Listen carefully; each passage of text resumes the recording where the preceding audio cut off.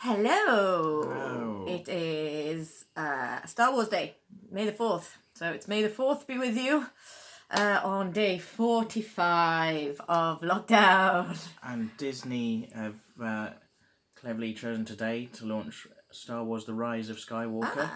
That was today, was yes, it? Ah, clever. On May the 4th, you see. I like what they did there. Although I did see a meme doing the rounds today, which I quite liked, which was Happy Mandalorian Day. The rest of Star Wars is shit. Grow up.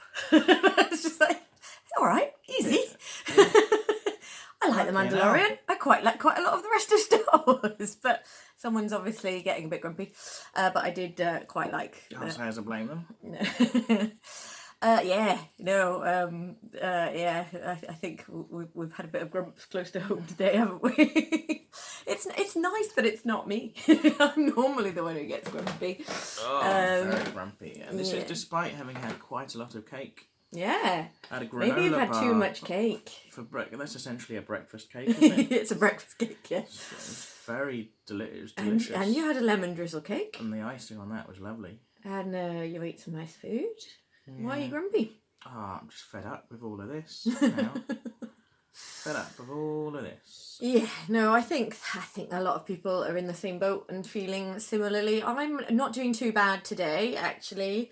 I think I felt useful today. I think that I slept quite late, but then one of my brothers needed some help sort of practicing using this sort of Microsoft Teams it was, so that he could practice sort of doing online exams for some of his students, and he hadn't used it before, so he needed someone to sort of be elsewhere and working out how to set it all up. So that took a little bit of faffing about with, but that was sort of doing a favour for someone, which made me feel kind of helpful. And also a friend of mine had a bit of a personal crisis, so actually I woke up to an SOS basically, so then sort of fell out of bed and did some chatting away to someone who could have done with a shoulder to sort of lean on a little bit. So I think I felt quite useful today. So then I sat in with Poppet for a bit and then did a bit of tidying, got a bit of housework done, changed the bed for the first time in probably too long.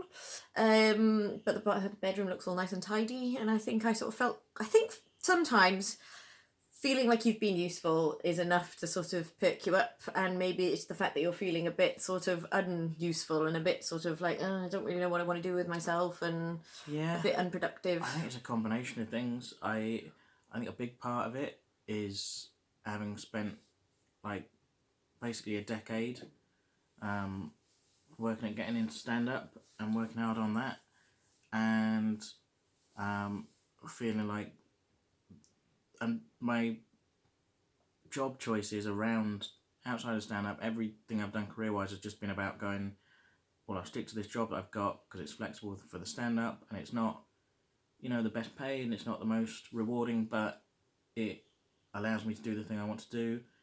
And now the thing I want to do has just gone away, and I don't know when it's coming back. Yeah. And when it does come back, if I'll be in the position I was in, whether there'll be as many gigs, whether people will be, there's going to be lots of kind of big name pro acts and things who are looking for as much work as possible to kind of recoup their losses and things. And the people like me who are just kind of in that semi-pro position of being able to deliver a professional act but hasn't got, high kind of status within the industry or kind of any sort of fame or anything, I'm going to be able to do to kind of get a foothold back where I was and kind of get enough gigs. Feels like a bit of a backslide. And if not, am I just doing this job that I was only doing because it was flexible for the comedy, and it's not going to be a good time in the job market for looking for new things. And I realise I'm in a very lucky position compared to a lot of people because I do have a bit of money coming in. I'm furloughed and I've got that bit of income, and hopefully I'll have a job to go back to after all of this. But it's well, we've said this before, though, it's subjective. It's not necessarily helpful to go, oh, well, I've got it better than other people, so therefore I shouldn't feel bad, because your feelings are valid and they come from a real place and a real stimulus, so it's fair. A show that I filmed that I was very proud of, but I don't know. It's very good. But I don't know when I'm going to be able to actually, I'd love to be able to get that out, but I don't know how long it will take to get that out to people in some format. And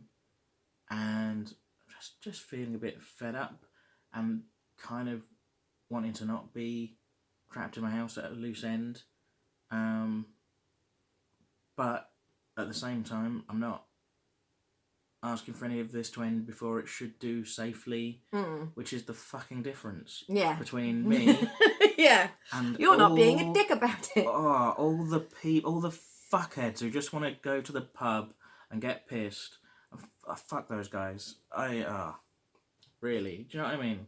So I'm going to drink Fuck some those wine guys. and probably just go to bed.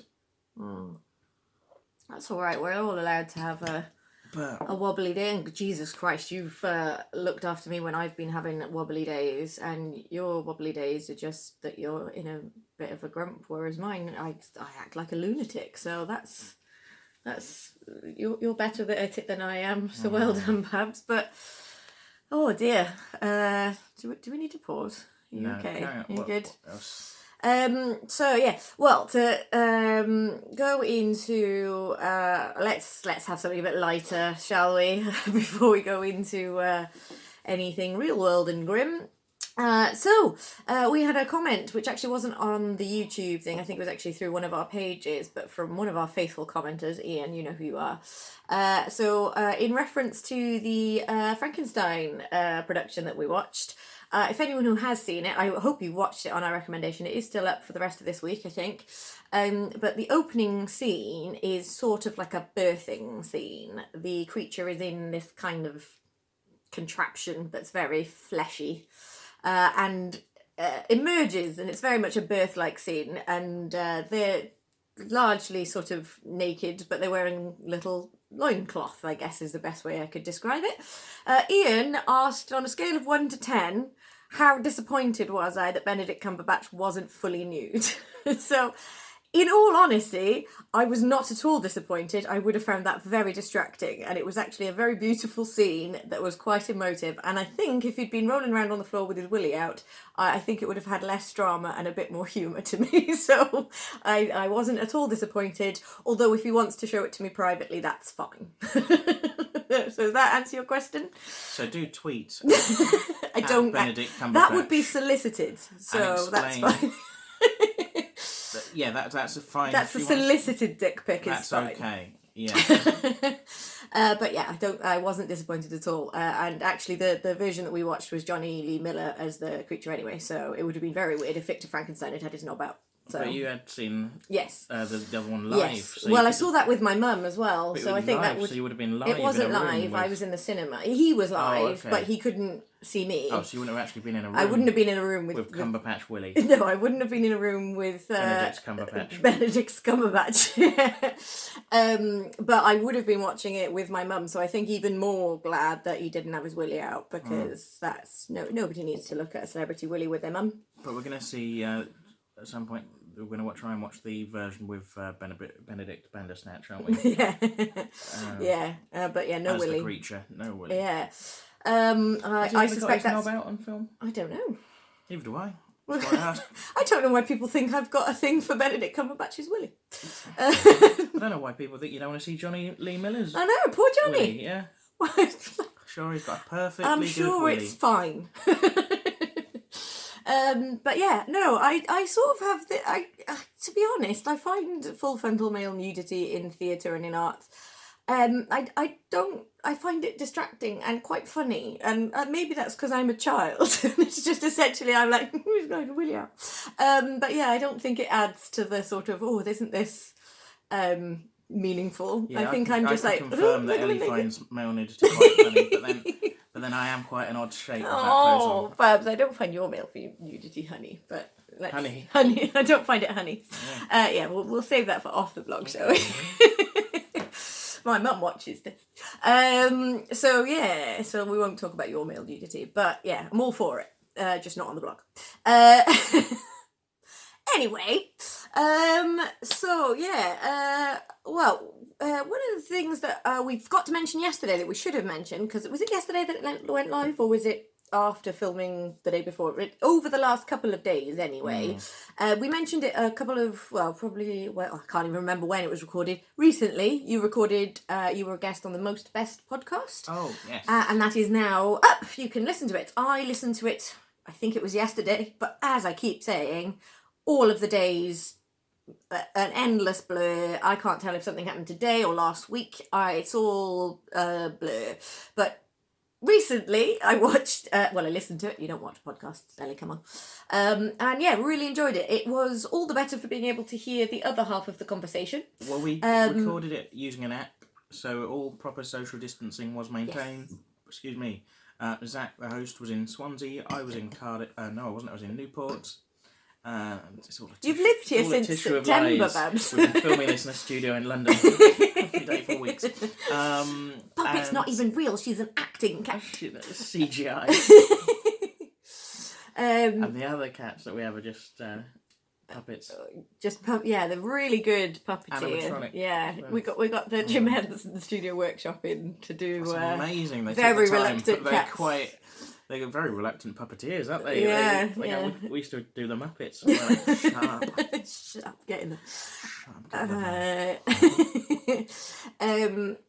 You live in Newport now, Babs. I live in Newport. And the podcast, it's hard to kind of explain what it is. It's I think they describe it on there quite well. It's not a they. I don't know if there's a team that go into making it. Really good. I don't know if he's ever worked in radio. He's got a really good sort of radio voice. Podcasts I've listened to, and actually as sort of a host of a podcast, he's got a really good balance of sounding like enthused, but without sounding a bit too like cheesy radio DJ-ish. It's not like too like, hey, so how you doing? It's not too that, but it's engaging, lively. Because sometimes I've noticed that people on podcasts on not big, very huge, popular podcasts can just sound a little bit humdrum and they talk like they really do in real life. But that's not very engaging to listen to. Not everyone recording themselves is as high energy and engaging as I am.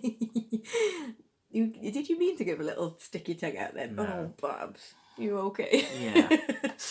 But yeah, it's really good. So he describes it. I don't know why I keep calling him they. I'm like attributing him with a multiple personality. Sorry about that, Zach. But yeah, I think on the podcast it is described as somewhere between an interview and a game show.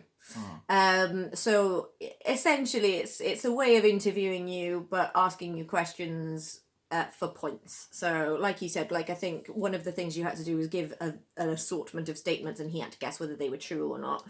And then there's a bit of discussion about that and that kind of thing. But yeah, I really enjoyed it. I thought it was very engaging. I can't remember what any of the other other categories were now, but I think that was the one that stuck with me the most because of a few of your stories actually.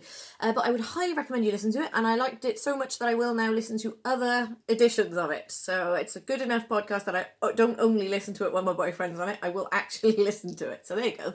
That's high praise. I don't really listen to many podcasts, although more now that I've been stuck in a room with a cat. Because normally I tend to sort of put the telly on and then get stuff done whilst ignoring it. So in all honesty, it's usually Judge Judy that goes on in the background if I'm getting stuff done around the house, but I don't inflict that on you. But actually when I'm sort of forced to sort of be stuck in one room and actually pay attention, but not necessarily be looking, podcasts are great because I can do colouring or I can give Poppet some fuss. I would highly recommend that one. I thought it was really good. I've got a podcast recommendation for people. Okay, go for it. Because normally I do listen to a lot of podcasts, but recently I've mostly been listening to wrestling podcasts, which I am aware have niche appeal. But I have been listening to a podcast called I think it's called The Psychiatrist Next Door. Mm-hmm. And it's about this guy, he's got this house in the Hamptons. Mm. Why does this sound like it's about to be true crime? Well, it kind of is, but it's not murdery. Right. But it's sort of someone sort of pushing at the boundaries of sort of legality and certainly crossing the line of morality, if you will. But this guy has this house in the Hamptons, and someone comes around from the neighbour house. May I just check? It is absolutely in no way related to wrestling. No. I think I was thinking, I know it's a bit niche, but wrestling... I was trying to say... Right. I know, I misunderstood. Sorry. That's why I thought it was strange that it had a true crime vibe. Well, I mean, if you want to know about true crime and wrestling, well, it's funny you should ask. Is there another documentary that we could watch on it? Yes, there is. It's called Dark Side of the Ring. It's on Vice, or in fact on All 4. Okay. You can find the first series, and that does cover true crime and In wrestling. wrestling. Oh, okay. Yeah, I might murders actually and all listen to that. sorts. The Oh, murders. yeah. Famous people being murdered in wrestling. Yeah. Oh. Yeah. I might actually enjoy those. Yeah. What are these crap ones you've been inflicting on us when there's true crime wrestling Well, to be fair, podcasts? you haven't watched many of the crap ones. You No, watched I've that one Lex Luger one. Yeah, I don't want to watch anymore. So, can I tell the people about Yes. the podcast now? Yes. So this guy, someone comes around from the house next door, his holiday home in Hamptons, and says, Mr. or Dr. such and such requests the pleasure of your company. And he goes round, it's this psychiatrist in the house, and there's all pictures of him on the wall with all celebrities and stuff, and they have all canapes and have a nice soiree and things. And it turns out that the guy who invited him round came round to his house and knocked on the door, who he assumed to be like a PA or like a gardener or some member of staff, housekeeper, is actually the owner of the house. Right. And the psychiatrist, who is sort of throwing parties in this house and has pictures of himself with celebrities all over the walls, is the homeowner's psychiatrist. Right. Who's just kind of taken over his life. Right. And but why is he okay with it then, the owner? Because it's just a sort of process of slowly sort of taking control of this guy and gaslighting him and kind of getting him to sever ties with other people in his life. And what this guy, and he did it not just with this guy, with a bunch of people who kind of help them change things in their life, find things that they need some obvious help with, and kind of help them with those things, convince them, oh, this guy's helping me, he's good. Yeah. And then sort of slowly grab more and more control. That sounds definitely right up my street. And it's very, I mean, just an example of the sort of thing he does, apart from taking over this guy's house and getting himself involved in his business, taking lots of amounts of money from him. He has his kids written in as the beneficiaries of this guy's will.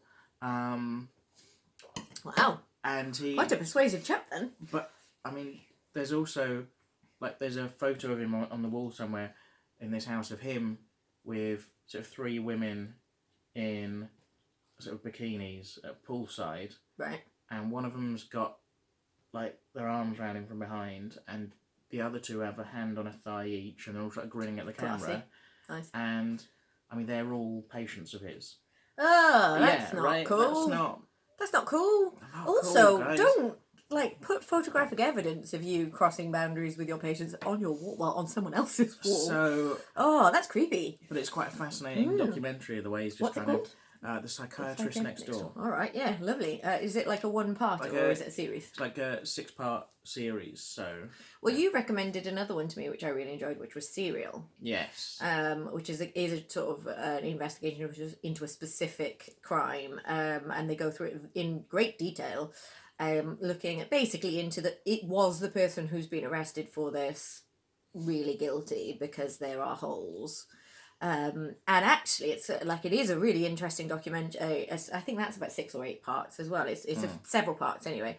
And the only thing that I would say, it's fascinating, and if you like true crime, it really feels like a really nice forensic analytical look at the crime from lots of different angles. The only downside with it is I don't think I came out of it any more sure of whether he did it or not. I was still like, well, there's a lot to say that he did, and then a lot to say that he didn't, and I'm a bit confused. A few years on now, and I feel like... Well, they did do a little, a revisit, but even that was just left kind of hanging. Inconclusive. Yeah, because it was an appeal that they went to, and I was like, oh... It'd be nice that they kind of... I want to know. Went back and kind of had another look at that, with the benefit of a bit of hindsight and distance from it. But I would recommend. If you have time only for one podcast this week, then how on earth are you so busy? But if you do only have time for one podcast this week, make it my appearance on the Most Best podcast. Yeah. If you have time for 2 podcasts, then why not also check out the Psychiatrist Next Door? If you have more time than that in your hands, comment on the video, and I will tell you all about all the wrestling podcasts that your tiny hearts desire. What? Nothing. Don't laugh like they won't be sincerely I'm laughing with you, Babs. Oh, mate. Because you were being chicky chappy. It's all good. Listen, I'm going to make you listen to all of Wrestle Me from the beginning. What's Wrestle Me? They talk about every WrestleMania.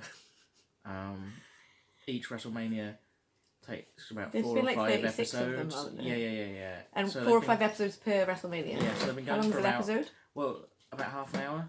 I mean, they've been doing this podcast every week for about 2 years now. Okay. But that's all right. We'll just start over. No. It'll be fine. No. It'll be good. Why don't you like me? Oh, I do like you. Ah, But but I want to share the yeah, fun things with you. yeah. I'll maybe watch the true crime one. I'm up for that. That sounds more my street. Well, maybe you'll listen to it. Well, yeah, you know what I mean. I will indulge in that one. That sounds more my bag. But yeah. So that I can rapidly extricate myself from that, how about we talk about some really grim stuff? Hooray! I won't go into too much in detail, but one thing that I think we should mention very much so is while I think it was 6 or 7 weeks before things really kicked off here in the UK, we were seeing very dire, scary stories coming out of Italy that I'm sure you'll have seen and we don't need to go into detail of, but it was very, very scary stuff. We are now closing in on their death toll because their daily death toll has very much slowed down. Ours has decreased, but it's still in the hundreds every day.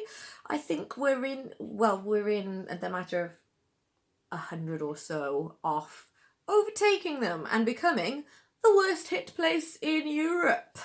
So well done us. We're number one. We're number one. And we're not nearly as far ahead in the outbreak as they are, so chances are we are going to overtake, and that's all the more upsetting and galling because at least with Italy and Spain they were hit first. It was more unprecedented, which is a word that I cannot believe I'm saying so often.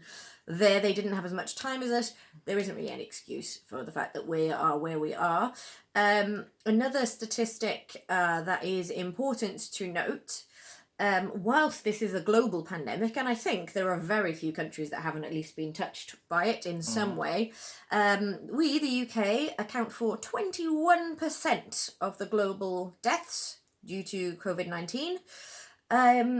And under that, with that knowledge, and with that being the case, old Boris said in his little return to form speech, we have succeeded in avoiding the tragedy we have seen in other parts of the world. What part of this do you think is a successful avoidance of tragedy when best part of 29,000 people have died of an illness that you knew was coming, that other countries contact traced and isolated and managed to actually get it so that it never really caught hold because they were strict about people arriving. We are still, our airports are still open. Anyone from anywhere can fly in. There's no mandatory quarantine. There's no testing. There's no thermal checks. There's fuck all going on. And to be fair, it kind of makes sense because nobody's coming from anywhere higher risk than us. There'd be no point because we've got it everywhere here already. But that is absolutely insane. And they're now making noises about, what we'll need to do, the next thing we'll need to do is when we get on top of this virus, we'll need to contact trace and isolate people who come into contact. Oh, you mean like the World Health Organization told us to do in January? 28,000 and something people are dead that did not need to die. Yes, there would be deaths anyway. People die every day. Those 28,000 people, and that's only the ones that have got COVID-19 on their death certificates that died in hospital and were tested before they died, because loads of other people will have died and they were never tested and they're not counted in the statistics. And we're also not counting people that, might have, under normal circumstances, been saved by the NHS due to other medical conditions, but because of an oversubscribed NHS or not being able to get to hospitals or social isolation, people have become ill and died in different ways. Yeah. And that would have been avoidable. So not just people who've died of this. The idea that Boris is saying that we've succeeded, the use of the word succeeded. Dare you? I mean, what a fucking joke, just the disconnect, and I don't know whether he believes that or he's just happy to lie about it. But I mean, he should be fucking ashamed of himself. He should be absolutely ashamed of himself, but the trouble is that would require him to be capable of shame. And this man, I genuinely don't think he is capable of shame, because you could not hold your head high and do and say half of the things he's done and said if you had an ounce of shame, because he's a lying, cheating, philandering fucking psychopath who has blood on his hands. You know when people were chucking milkshakes at Nigel Farage? Yes. I got an idea a bit like that for Boris, but with hand grenades. Okay, I don't condone violence, but I appreciate where you're coming from. Be fun though, right? No, it'd be quite grim. It'd be quite grim. Not really a killer by nature. No, I don't think so. Oh. But yeah, I think essentially I wouldn't be averse to a little bit of a public flogging at this stage. Like, I don't want to kill him. You might be into that. Oh, he probably is into that, actually. But he's into all sorts. I bet because he's incapable of shame, I bet he's really into like things that are supposed to be humiliating, because he just doesn't get it, and he'll be fascinated. So yeah, that bombshell there. Yeah, what an absolute scumbag. How dare he? How dare he? And the only thing I can assume is the party line on all of this is act like we're doing a good job, and some people will believe it. It's terrifying. The rest of the world must be looking at us going, what the fuck's going on?